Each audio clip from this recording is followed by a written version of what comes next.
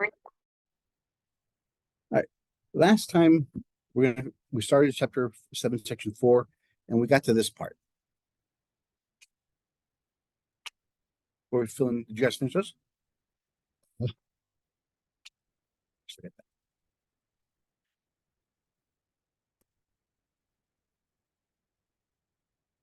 There. Did y'all finish that?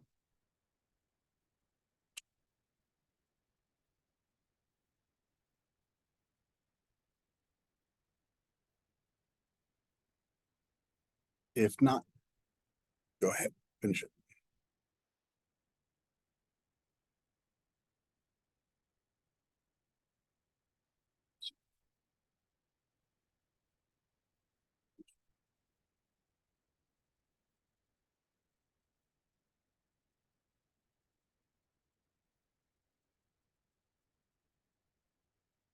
Let's do the easy ones first. Okay, so we finished the first one. We finished the second one. We finished the fourth one, the fifth one. Out of what's left, which one's the easiest?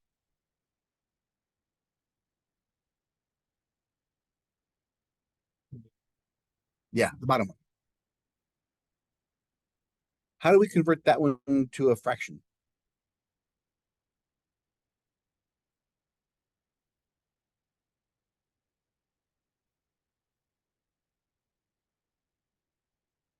How have we been doing it all along?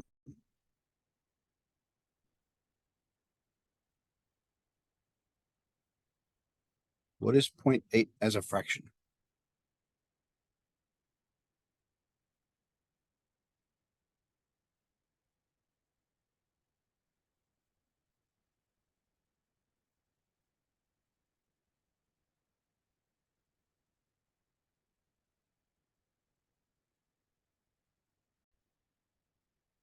Look at the examples of the ones above it.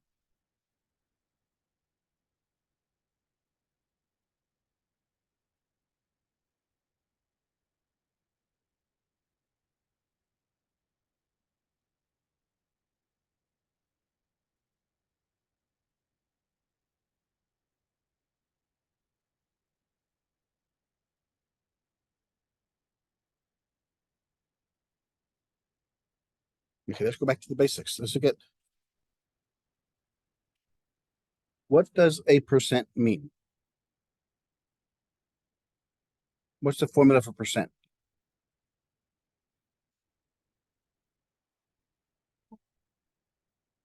No, that's what percent means. It means 100. But how to find a percent?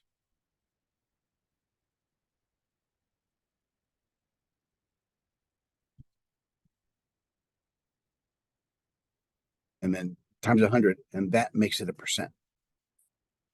So it's the part over total. So this is going to be a decimal. Multiply by 100, then you can put the percent behind it. And if you notice, when you multiply by 100, what do you do with the decimal? Which direction, how many spaces do you move it? How many spaces? How many zeros do you have? Yeah. So you move it to the right, 2 spaces. If you look at all the other examples we've done, 0.1. So move it 2 to the right, I got 10%. 0.36, move it to the right, I get 36%. 0.5, move it to the right, I get 50%. So if I have 0.8, what does that mean? I have 80%.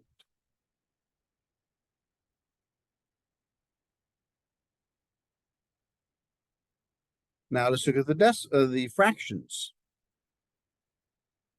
Look at the other examples we have on top. How many decimal places do I have to move it? What fraction do I have? How many places, how many fraction do I have? Look for a pattern.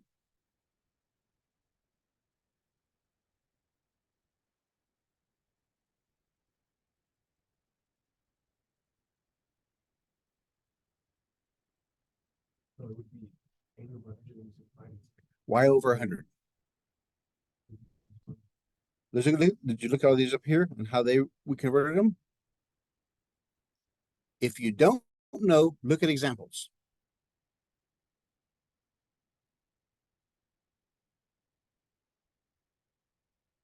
.8. Are there any other ones that have that same format? Which one? 0.5. Okay, let's see what we did with it. What do we do with it? Why is it 5/10? Why is this one 64/100?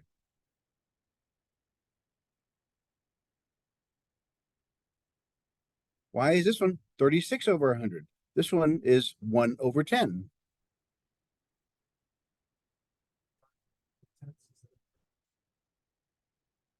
Right. It's where the decimal is. How many spaces does the decimal have to travel? Every time you move it, that's another zero. This one only had to move once, so it's only 1 0 down there. This one had to move twice, so it's 2 zeros down there. Look for patterns. And this is where your notes should be taking, is what I just said there should be the notes you have, because you couldn't figure this out earlier. That should be the note. Give yourself a procedure on how to find these things, how to convert them.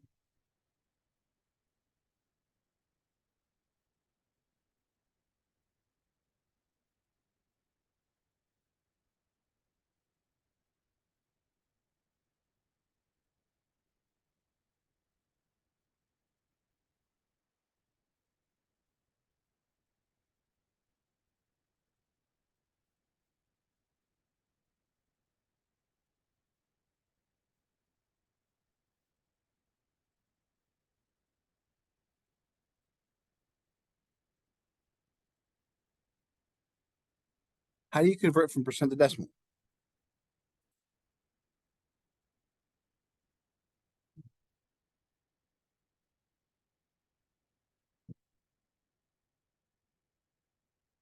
You start off with a percent. Let's say it's 75%. We start off with a percent. The first thing you do is to convert that percent symbol into what?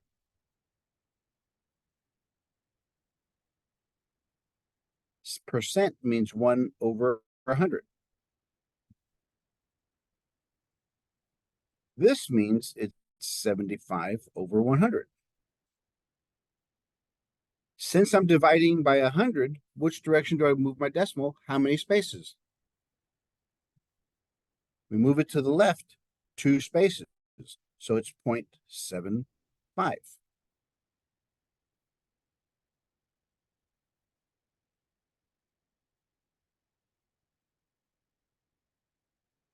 Obviously, just copying what's on the board isn't going to do you too much good.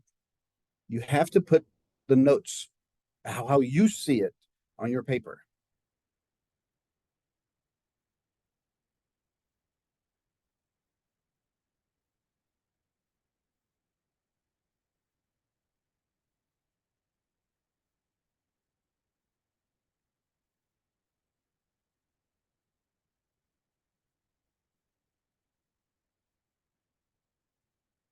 How about the conversion from decimal to fraction?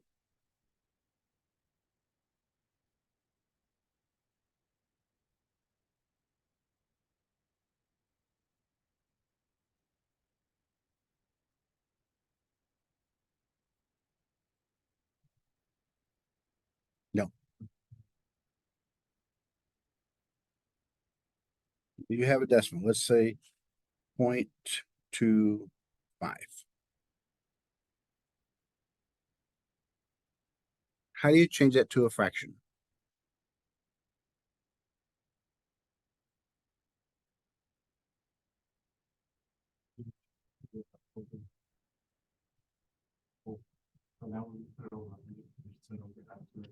Very good. Excellent. That's exactly what I want to hear.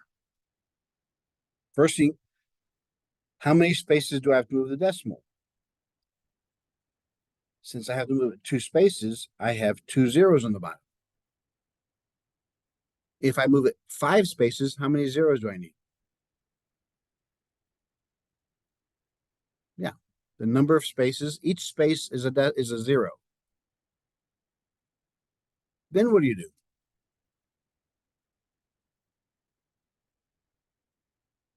Simplify it. Exactly. 25 goes into 25 once, 25 goes into 100 4 times, so the answer is 1/4.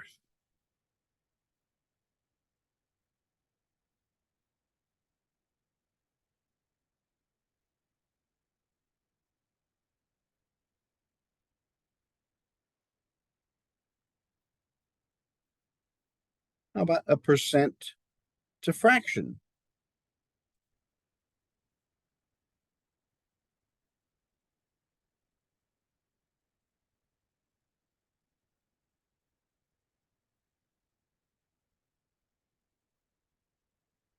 We're going to have 6 of these rules because we have to go both directions.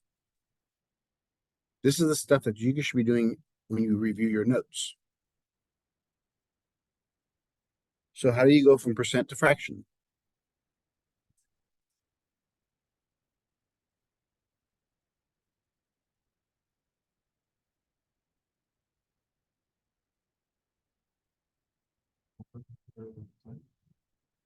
Do what? How? Yep. So that becomes the 100 on the bottom. And then what do you do? Simplify. 25 goes into 75 3 times, 25 goes into 100 4 times.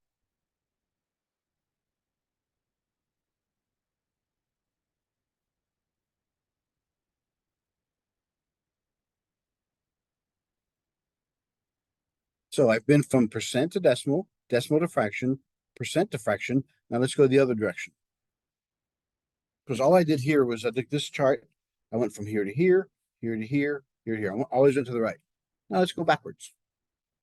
Let's go fraction to decimal, decimal to percent, and fraction to percent.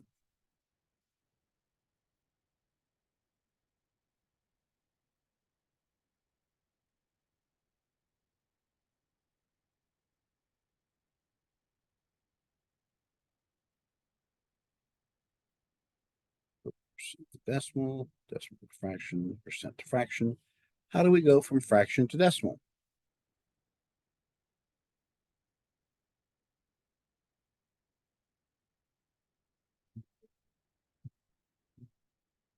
Yeah, but give me a fraction. Let's say 3/4. Because we have a problem here because we have 2 types of decimals we can have, terminating and non-terminating.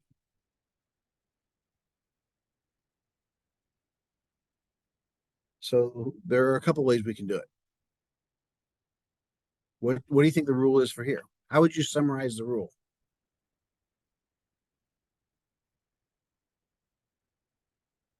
How do we figure out if it's terminating?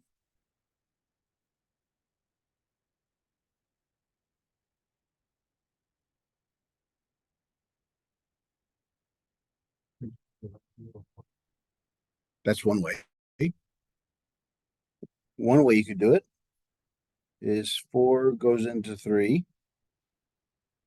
It doesn't, so I put a decimal.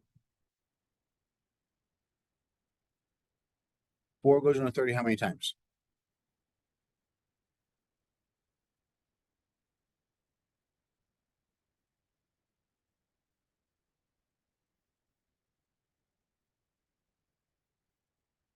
Four times 10 is 40. That's too big. 4 times 9 is 36. That's too big. 4 times 8 is 32. That's too big. So 4 times 7 is 28.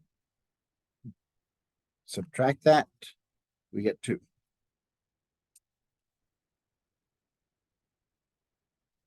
So how many times is 4 going to 20? 5 times. So we get 0 remainder. So the answer is 0.75. That's one way of doing it. But how does that fit into the question of whether the decimal is terminating or non-terminating?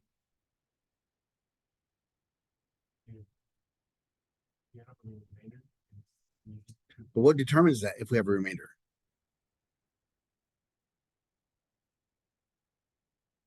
Because all you're doing here is right now, you're just repeating the process until you get a zero. We could do this 9 times before we get a zero. You'll lose interest long before that, thinking, oh, it's repeating, I'll just put a bar over it. It's not really true. What's the rule of determining if it's terminating or not?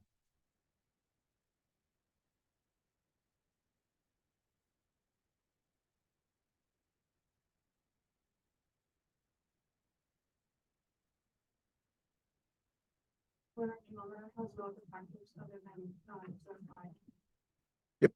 So does this one have 2 and 5? 2 and or 5 as a denominator? Let's see. We have 3 on top and we have 4 on the bottom. 3 is made up of just 3 times 1. 4 is made up of what? 2 times 2. Yeah, it's only 2s.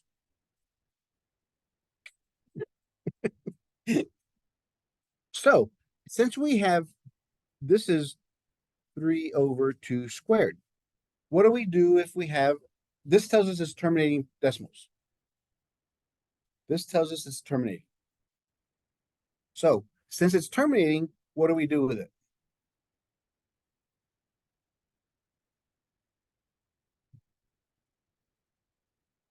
Since it's terminating, that means it has to have some number of decimals on that. That means it has some factor of 100 or 10 or 1,000 or 10,000 on the bottom.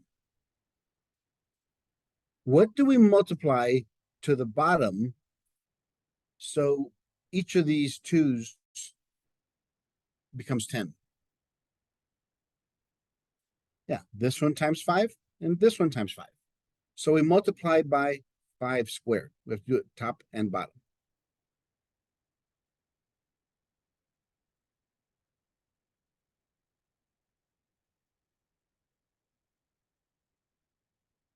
So we have 2 times 5 squared.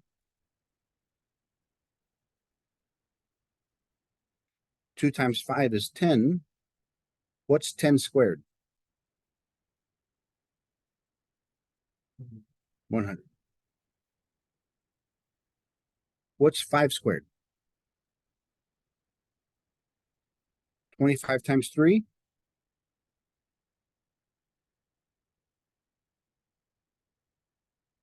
Is 75. Once we have the bottom as a factor of nothing but zeros, all we have to do now is, since there's 2 zeros, we have to move the decimal to the left 2 spaces.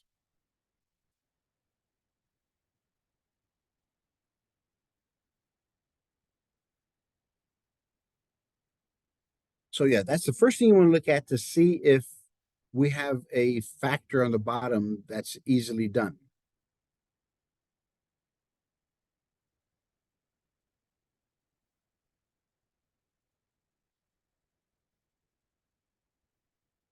So that's if it's terminating. What if it's not terminating? What if the bottom is not a factor of 2 or 5?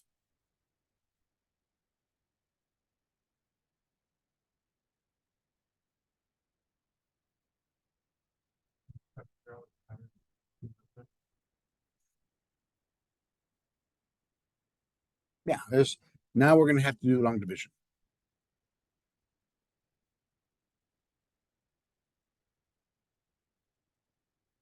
We know it's not going to be a terminating decimal because that's not a 2 or a 5. So put a decimal. 3 goes into 20 how many times?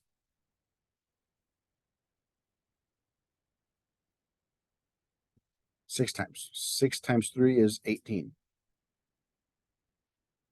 20 minus 18 is 2.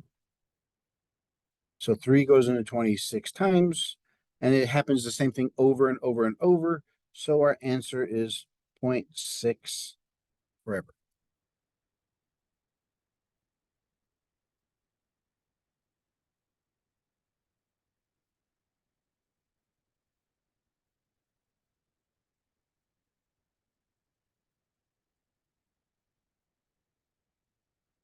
All right, let's finish up our chart with what we just did.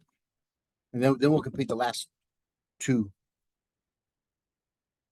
Let's look at this one here. We have this fraction converted to decimal.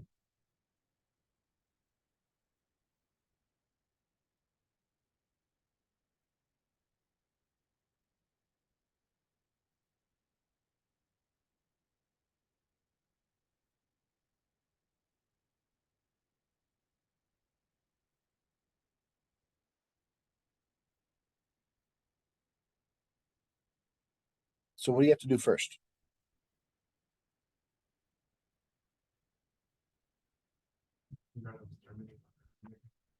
Is it or not? How do you know? Is it? Well, no, because 8 is made up of what? 8 is made up of 2 times 2 times 2. It has to be 2 or 5, not 2, 4, and 5. It's 2 or 5. So you have to keep on going till it's broken down. So what we have here is 3 over 2 to the power 3.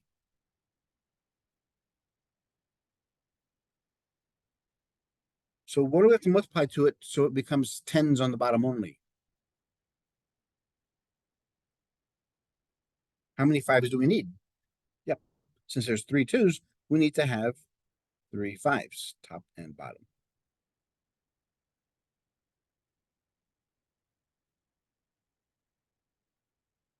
There's the same number of 5s and same number of 2s.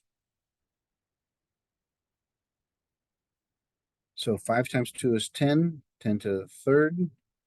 What is 5 to the third? 5 times 5 is 25 times 5.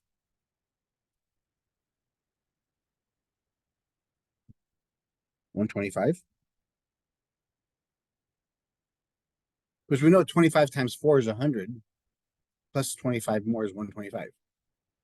What is 3 times 125?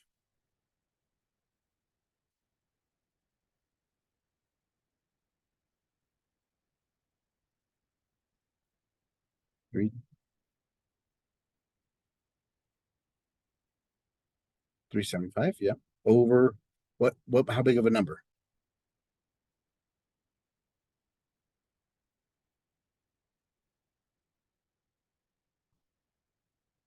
How many zeros?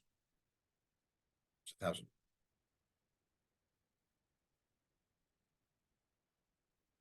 So that means how many spaces in which direction do we move the decimal?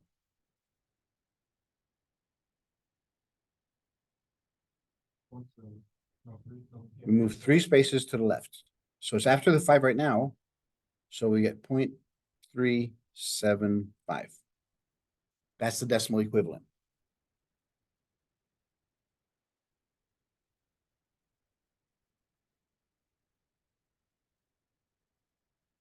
Which is what we just did here a second ago.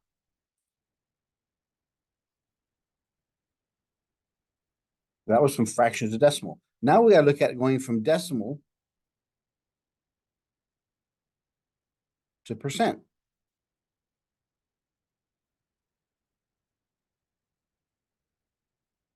So if I had 0.75, what do I have to do to convert that to a percent? Yeah, just multiply by 100. That equals 75%. In other words, when you multiply it, it just means move the decimal 2 to the right. And put a percent symbol behind it. So 0.375 is what in percent? 37.5%. Very good.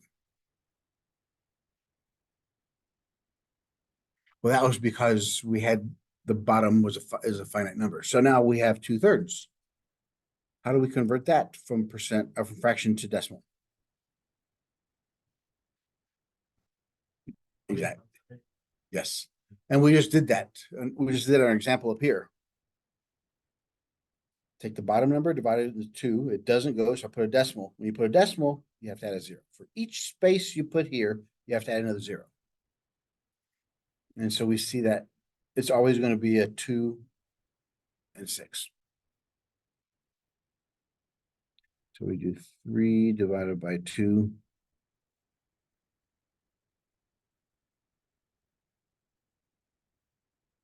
So it equals 0.6 infinitely. How do we convert decimal to percent? Multiply by 100, move it 2 to the right, which makes it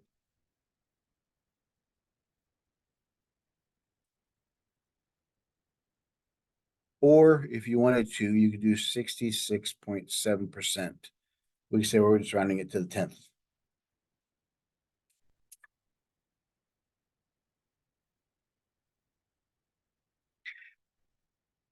We still haven't fixed this last one here. How do we convert 0.8 to a fraction? 8/10, because there's only one decimal place. Very good. And then simplify. 2 goes into 8 4 times, 2 goes into 10 5 times, and there's my fraction. Much easier.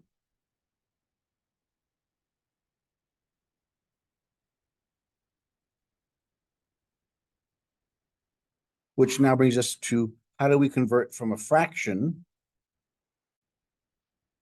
to a percent?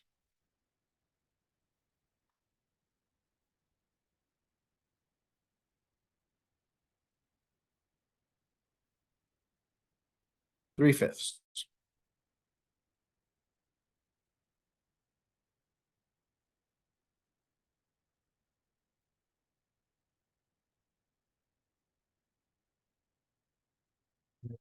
What number do you have to multiply to get 101? Well, yeah, basically we have to convert it to a decimal first. Because remember the formula for percent is part over total times 100. And that's going to give you a percent. This is the part, that's the total. Whatever we get there, multiply it by 100, and that's going to give us our percent. So since it's the bottom is a 5, how can we convert? What do we have to do to convert it?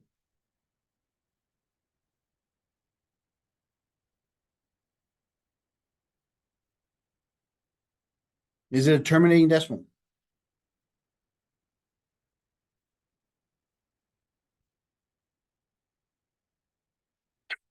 It was a 50-50 shot. So yes, if the bottom factors out into nothing but 2s and 5s, then it's terminating. Yeah.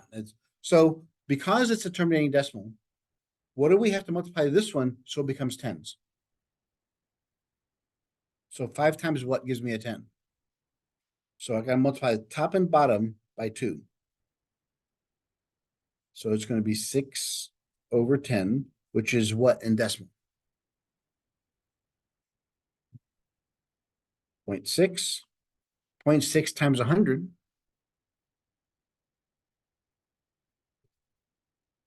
60%. Very good.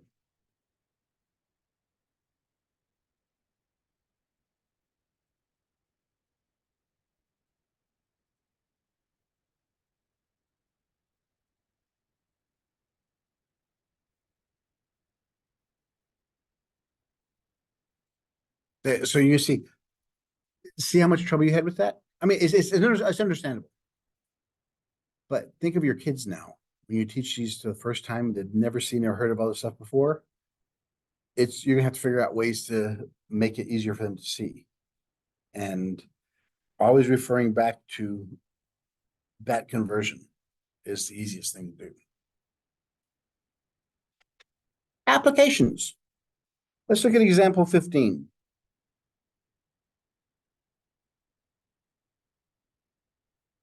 It says, in a class of 30 students,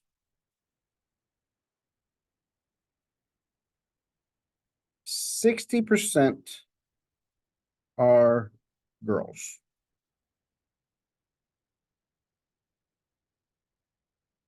How many boys are there?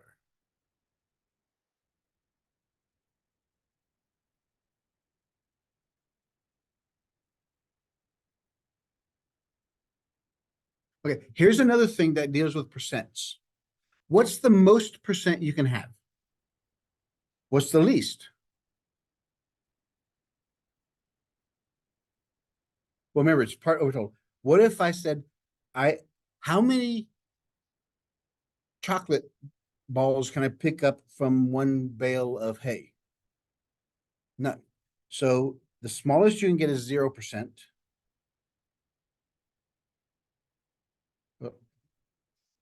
And the most you can get is 100%. All percentages have to fall between those two numbers. That's an X.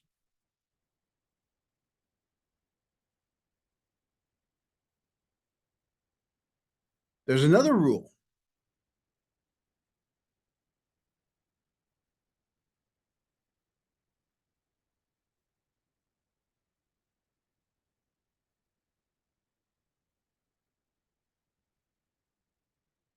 This thing says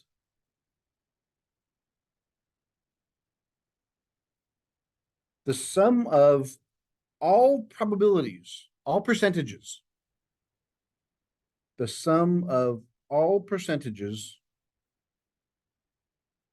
must equal 100%.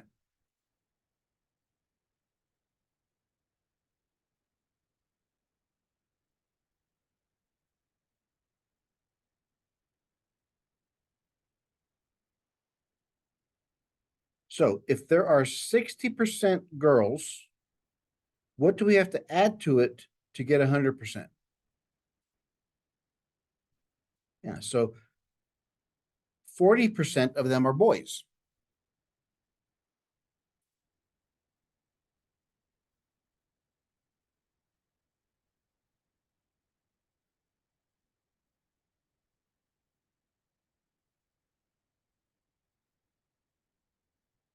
But let's see how this relates now to the questions asking. We know of the class, there has to be 30 students. It says in a class of 30 students, 60% are girls. How would you rewrite that statement?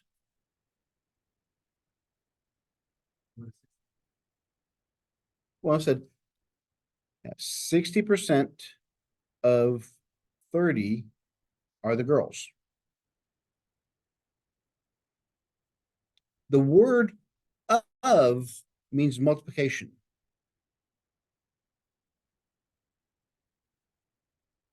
So 60% times 30.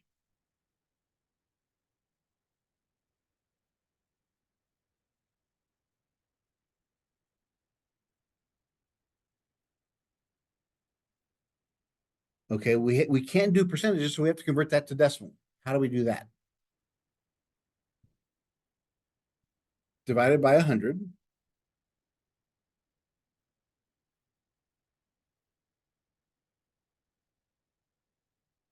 So one of those zeros disappears, so we get 6/10 times 30. 30 over 1. Can anything else cancel?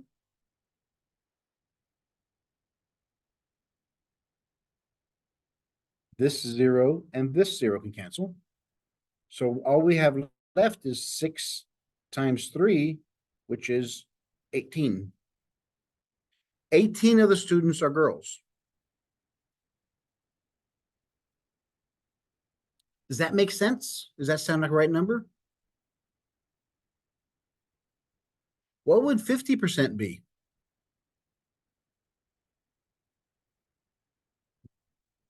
15. 50% would be 15. 60% is bigger than 15. Yep. So that sounds like it's a good number. So if 18 are girls out of 30 students, how many of them are boys? Yeah. 30 minus 18, 12. There are 12 boys. And they account for 40% of the class.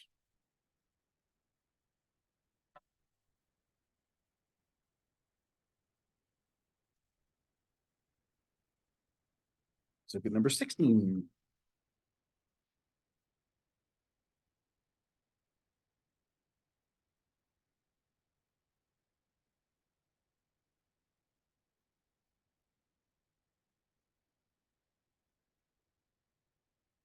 Alice scored 24 out of 28 correct answers on a test.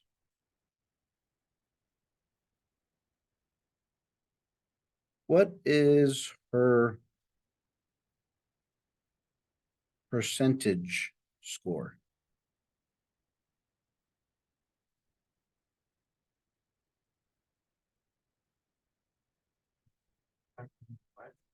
Divide what?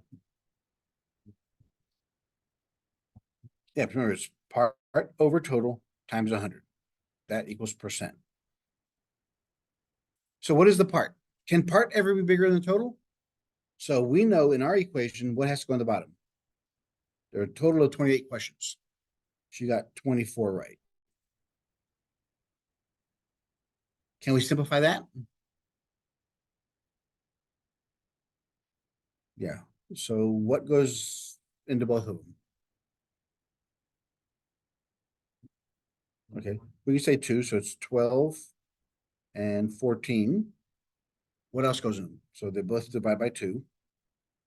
2 goes in there again, so it's 6/7.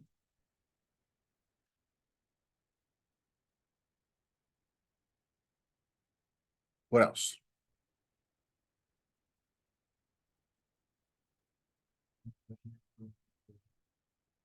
You have to convert it to a decimal, yeah. So that equals 7 goes into 6. It doesn't, so 7 goes into 60, not 9 times. That's 53, so it's 8 times. 8 times 7 is 56.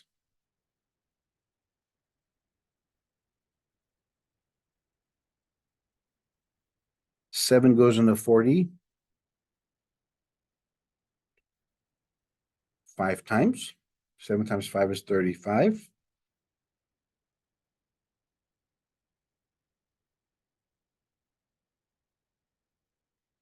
So 7 goes into 50. 7 times 7 is 49, so it's 7 times.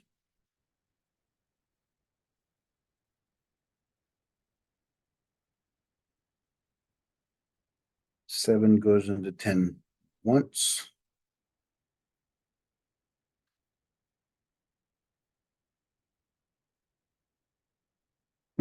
So we can keep on going.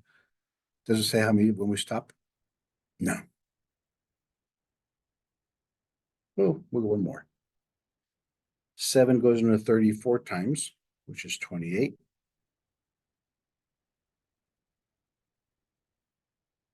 So obviously we can see that we have a whole bunch of decimals, but all we want is a percent. In order to have a percent, we just really need 2 decimals.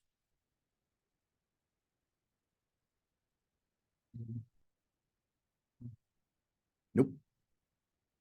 Because what we have here is this equals 0.85714.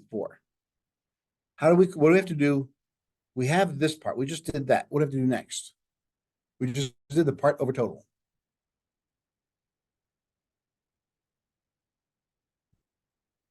Now we have multiplied by 100. All that really means is move the decimal over 2 spaces.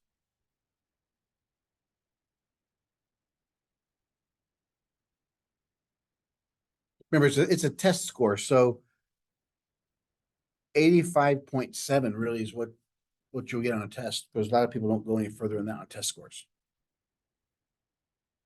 So Alice scored an 85.7.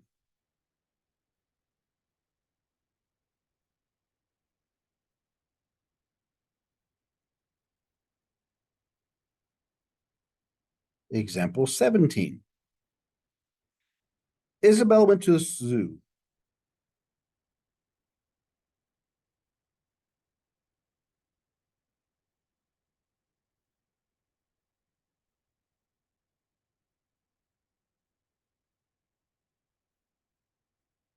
Which featured 84 felines. What's a feline? A cat. Yep, very good. If the felines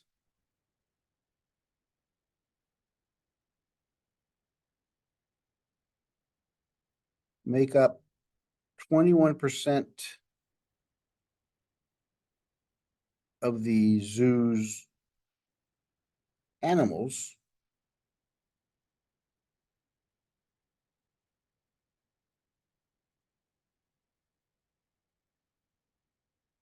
how many animals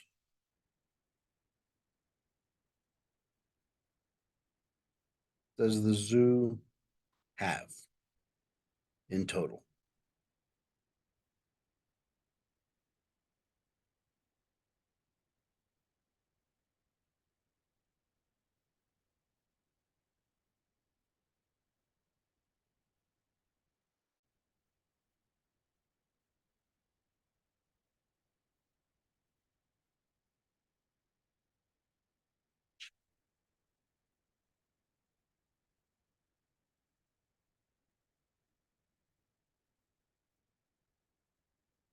We have to now create a word problem. Here's the clue.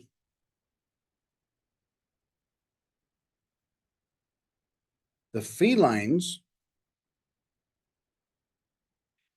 makeup equals 21%. Remember the word of what it means? Multiplication. The zoo's animals.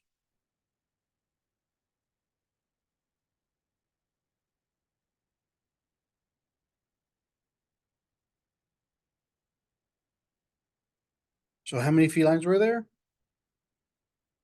84 equals 21% times X. We don't know what X is because that's an unknown. So 20% of all the animals equals 84. So how do we go about solving this?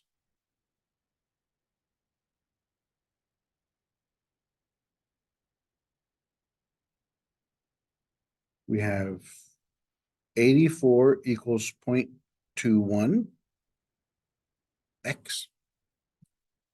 Convert from percent to decimal.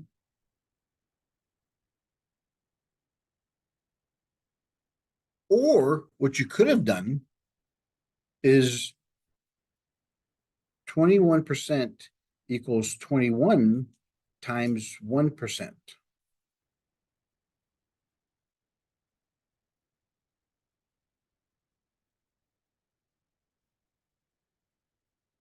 But either way, it's gonna give us the same thing, because if we divide 84 divided by 0.21, how do we divide decimals? Because I divided both sides by 0.21. I only need X by itself. What's the rule we talked about last time about dividing decimals?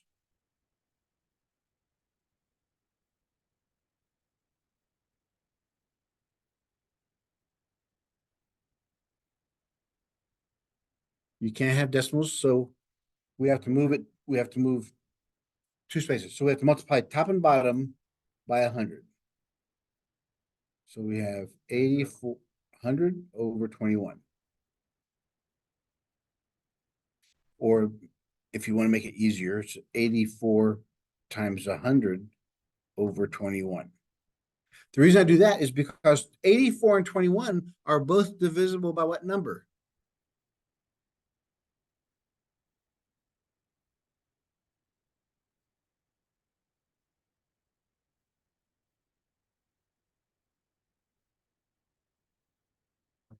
By 3. Because 8 plus 4 is 12, 2 plus 1 is 3. They're both divisible by 3. 3 goes into 84 how many times?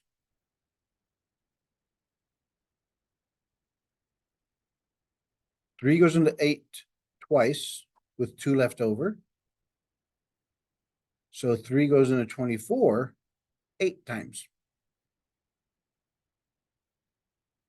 And on the bottom, we have 3. 3 goes into 21 7 times.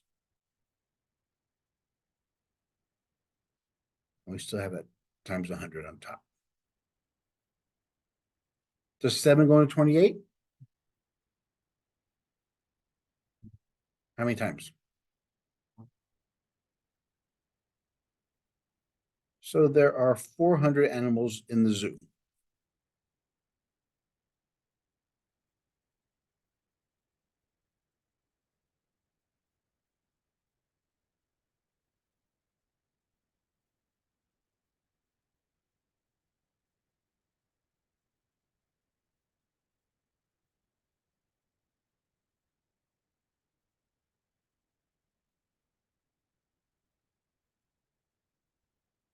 I was gonna show you, I forgot to show you this one here. Alice had 24 out of 28 correct. What is the percent? We couldn't make that what's called a proportion. We had 24 out of 28. That equals how many out of 100?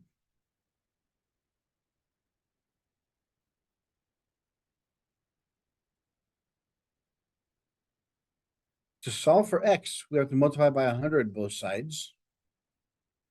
So we get x equals 24 over 28 times 100, which is exactly what this formula tells us it is.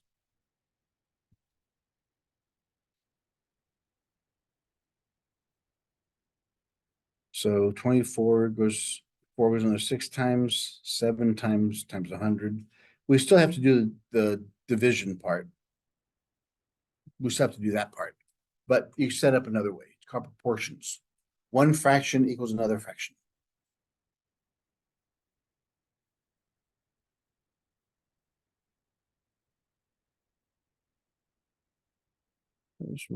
Let's look at number 18.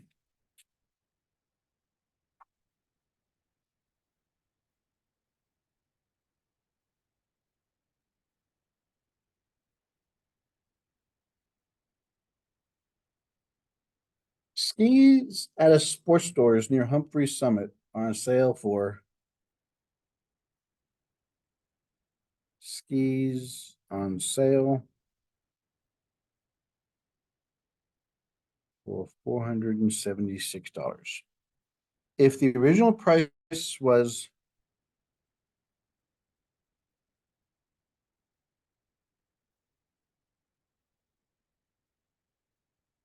$560,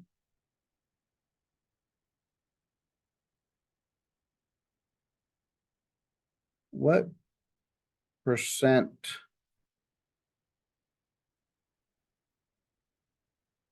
were they discounted?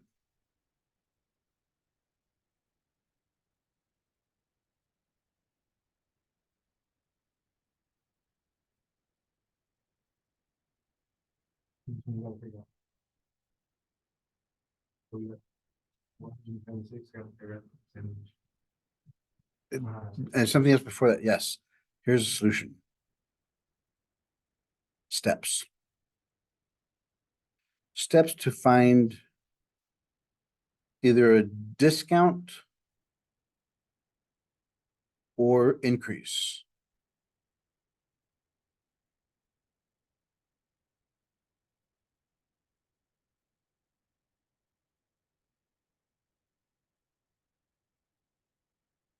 Because it's the same type of formula, except we look at if it's a discount, it's gonna be a negative. If it's an increase, it'll be a positive.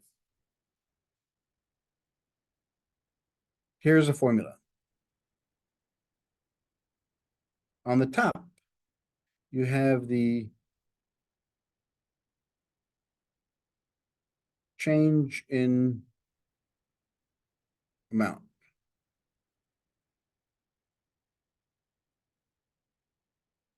Divided by the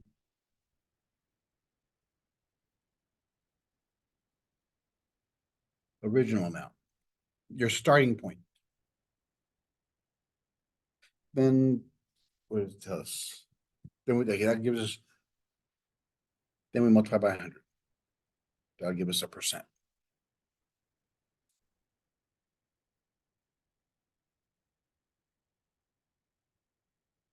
So what does it mean, the change of the amount? In this case, since it's price, we start off with the highest, 560 minus 476 over where it started. It started at 560.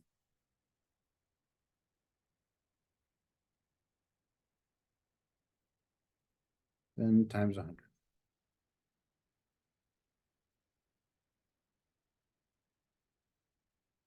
So it's 24 plus 60 is 84 over 560.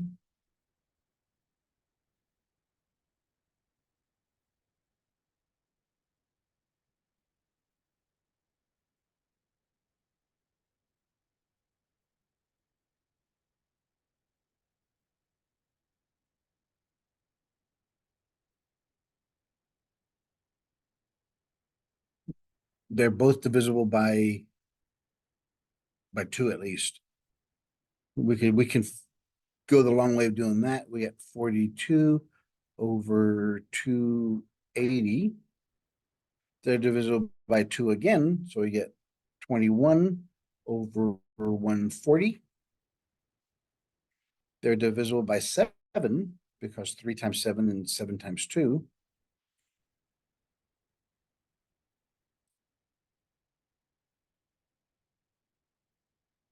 So this breaks down to 3 over 20 times 100. What do we have to do to the bottom? Can we make that equal to 100? Multiply top and bottom by what? By 5. 5 times 20 is 100. 5 times 3 is 15.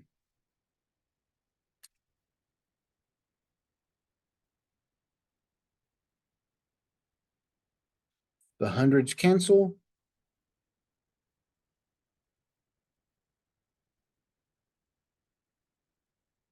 So it's a 15% discount.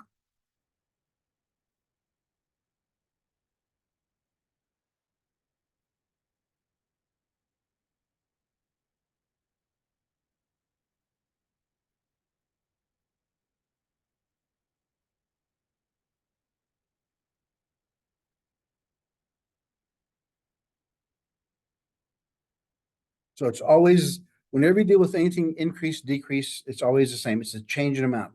It's the larger minus smaller over the original. Times 100. And that's, if you do it this way, it's always going to be a positive number. But you tell me if it's an increase or decrease, if it's a discount or a price raise. And then the original is where you start off. All right, then let's look at example number 19. There it is.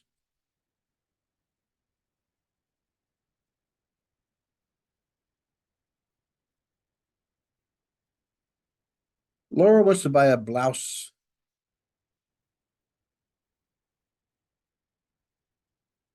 That cost $26.50. But on sale for 40% off.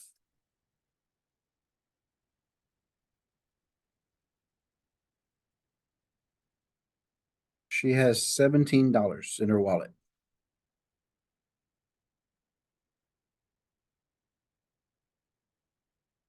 Can she buy the blouse?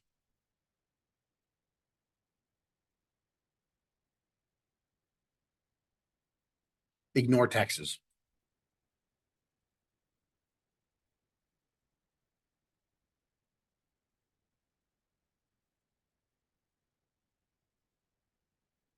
Remember, Laura does not have a calculator. How would you estimate this?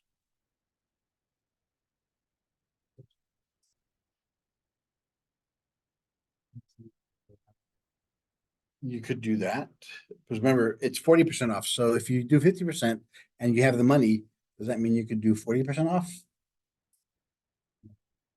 Well, you use it as a basis. All right, so what would 50% be?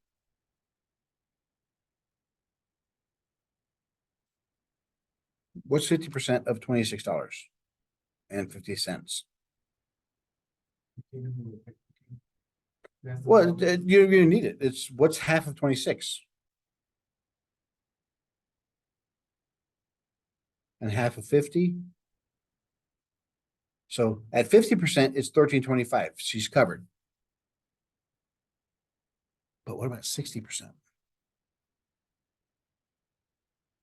One way you can do it is let's take 2650 and round it up.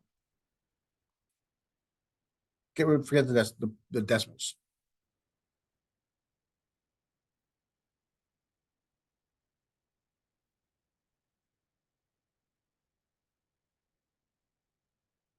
What's 4 times that much?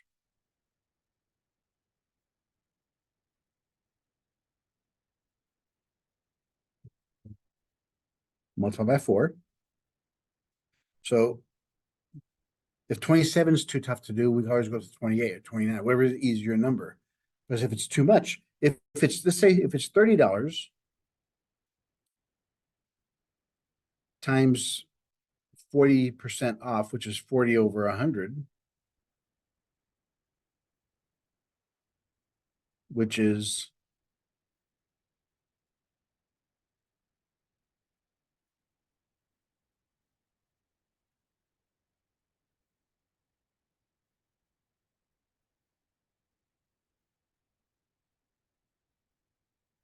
so does she have enough?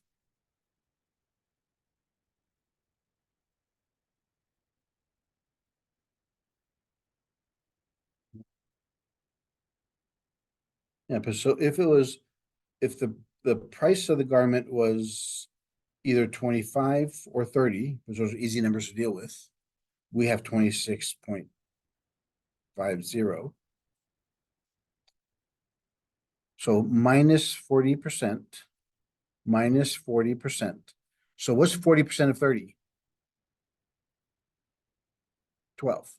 So we take 12 from 25, we get 13. That is good. If we take, well, this is the 30, not 30. So if we take 30 minus 12, we get 18. Remember, we only have 17, but this is also $2, $3 cheap, more expensive. So if we have 25 times 4 is 10. So it's going to be anywhere between $15 and $18. And 26 is closer to this end. So do we have enough money? Yeah. So it's just look at it. The way I do it, decimals or percentages. 40% is I first look, this is at 4 times 10%.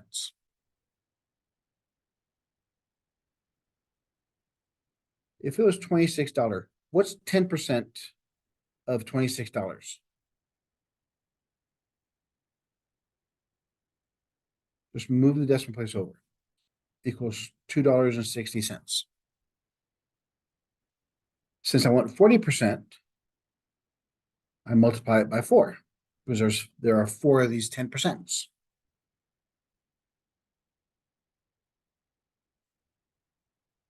So this is how much off it is. So I have 26 minus 10. I have 16. So yeah, I have enough.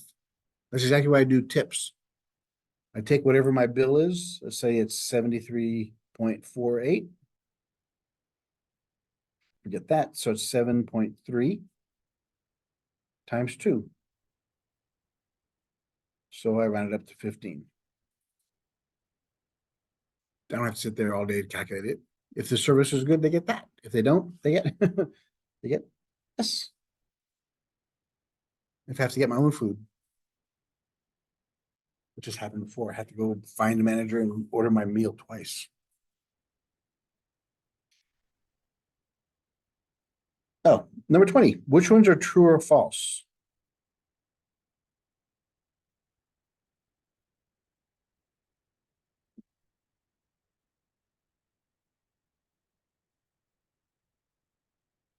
Leonardo got a 10% raise at the end of his first year on the job and a 10% raise after another year's. His total raise was 20% of the original cost of the original salary.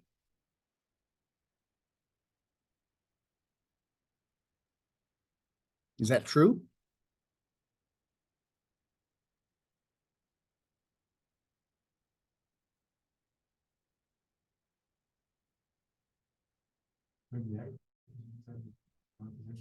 Well, no, because let's say his salary was $10 an hour. So he got a 10% pay raise on that, which is how much? If you have $10, what's 10% of $10?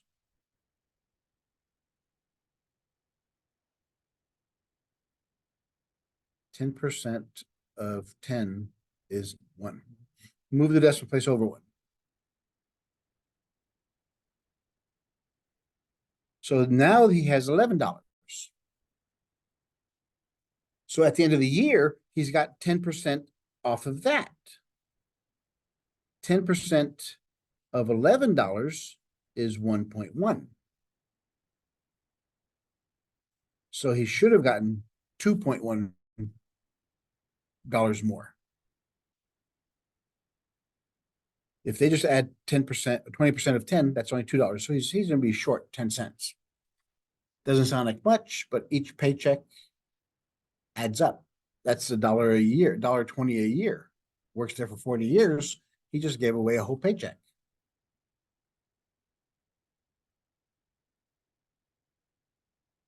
So it's not the same. 20% of the original is not the same as 10% beginning, 10% at the end. Jung and Diana paid 45% of their first department store bill of $620 and 48 of the second department store bill. They paid 45 plus 48%, 93% of the bill of $1,000. It's in your sheets from last time.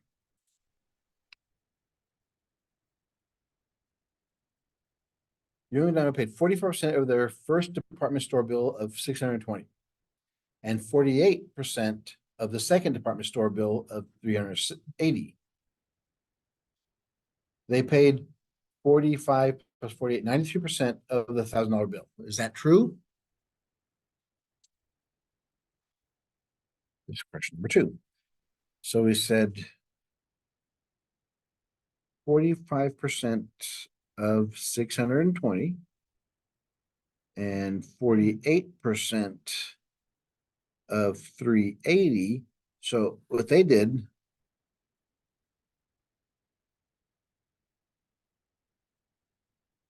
that.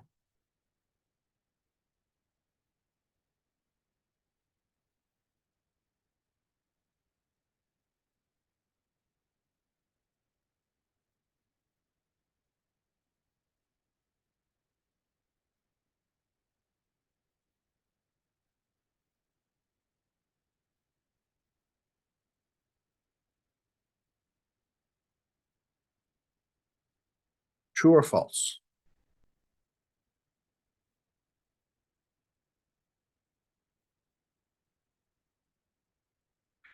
To make things faster, you can use calculators now.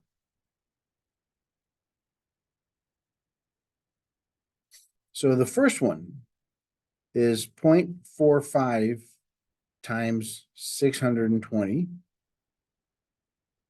The second one is 0.48 times 380, as opposed to 0.93 times 1,000.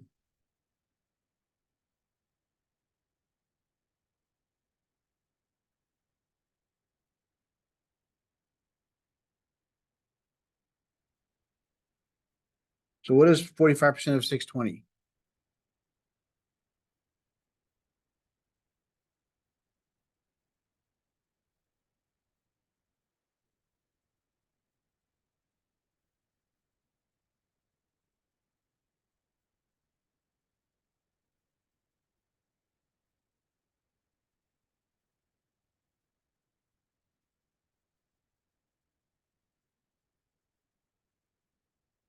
What do your calculators say?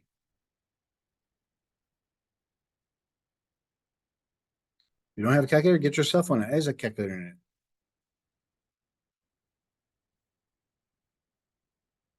Point 0.45 times 620.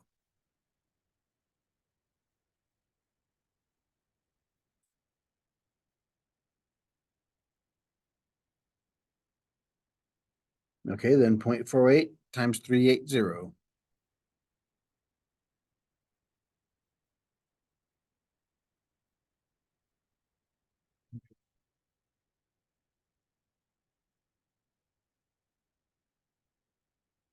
So put 182 down. So is that going to equal? No.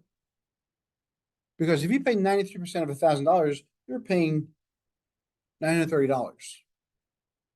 As opposed to 45%, which is almost half of that one. You should have only paid $450, $460, not 930. So you cannot add the percentages and the values. They're all independent of each other.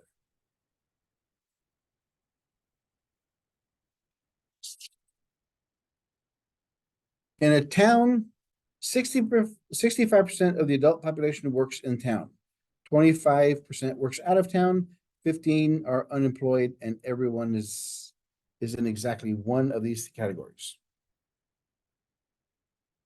That's 100%. No, it's 65% of the adult population works in town, plus 25% is 90, plus 15, that's 105.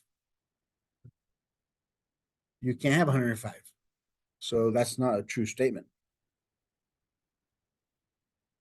So that's impossible. Remember, the sum of all the percentages has to equal 100%. In Clean City, the fine for various polluting activities is a certain percentage of 1 month's salary. The fine for smoking in public places is 40%. For driving a polluting car is 50%, and for littering is 30%. Mr. Schmutz committed all 3 polluting crimes in 1 day and paid a fine of 120% of his monthly income. Is that true or false?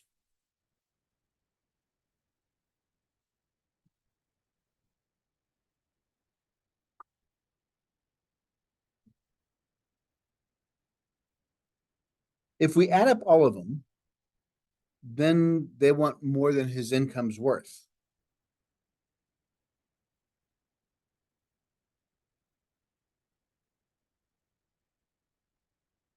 So 40%, but if you do it in parts, you do 40% of their income, whatever's left, take 50% of that, and whatever's left of that, take 30%. But that's not what the law says. The law says it's over your income. So basically, he's owing more than he makes for the month. Crime doesn't pay. Well, it pays the city. So that's impossible. Okay, the next thing is, interest rates. The things that you should be worried about.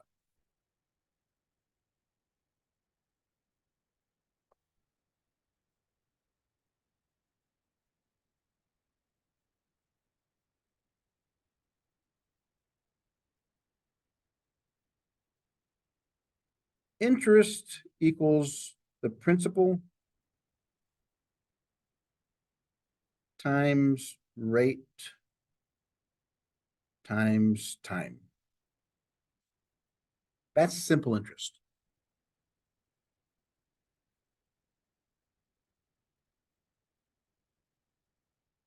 Principal is the amount borrowed.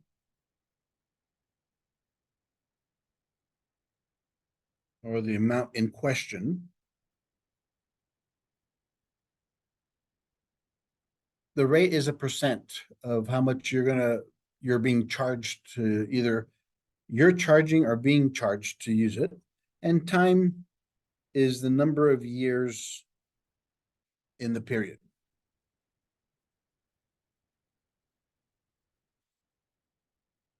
In simple interest, we have this formula. A is called the annuity. That's the amount either you get, there's if you invest, if you put so much money in there in an account and you get interest, you'll get back that extra money. That's called an annuity. Or if you borrow money, you get dinged for borrowing that money. That's how much you owe. P is the principal. And I is the interest.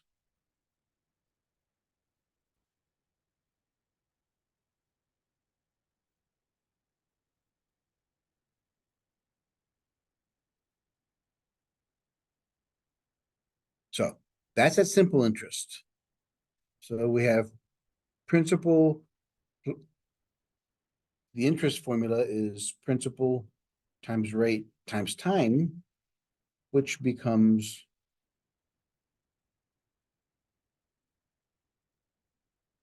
that formula.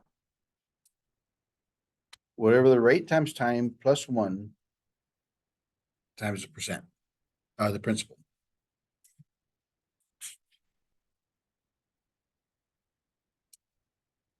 Remember, time is in years.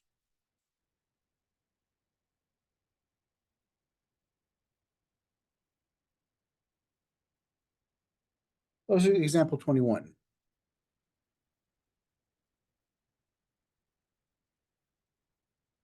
Vera opened a savings account that pays simple interest. That's the interest equals PRT. At a rate of 5 1/4% per year.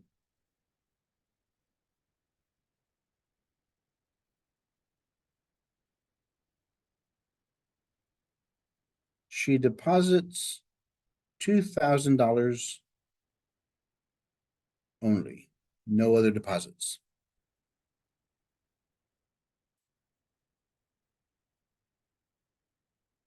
Find the interest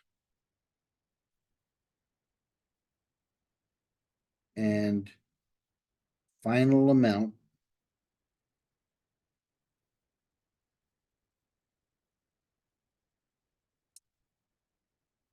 for the following time periods. A is for 1 year and B is for 90 days.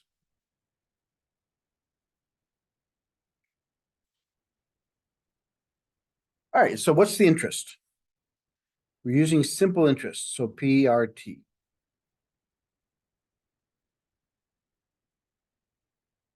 What's P in our example?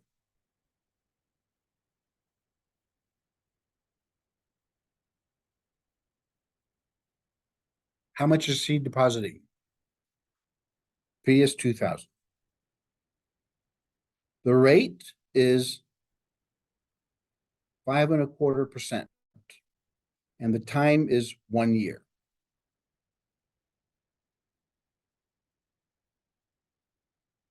We have to convert the percent into decimals.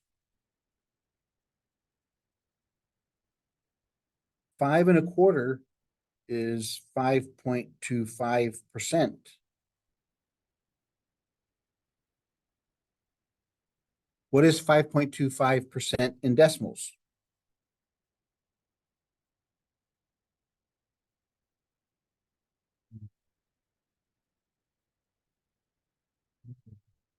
So which direction? To the left, so it's 0.0525.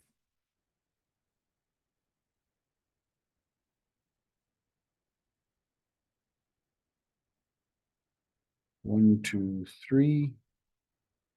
So since there are 3 zeros, I have 2, and I move the decimal. 1, 2, 3. So it's 52.5 times 1. 52.5 times 2 is 105. So the interest for that first one was $105. That's the interest that was paid. The amount received was the $2,000 plus the 105, 2105. That's how much Vera made in 1 year. That's how much she got back. And then the next year, it starts off at this amount and it grows. So you see every year it grows even better. Now, the only difference between this first one and the second one, this one's for 90 days. The principal is still $2,000. The rate is still 5.25%. But this time, since we're dealing with days is less than a year. How much less? So we have 90 days. How many days are there in 1 year? 365 days. Some people say because you have leap year, it's 364. So the banks give you a benefit of the doubt and give you that one extra. So they don't have to worry about every 4 years changing amounts.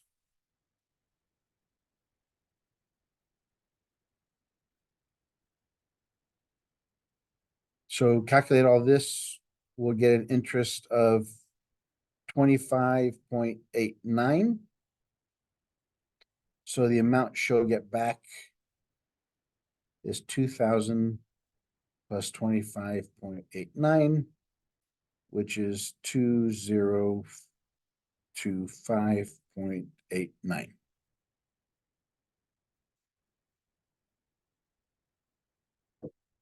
So approximately $226. That's only at 90 days though.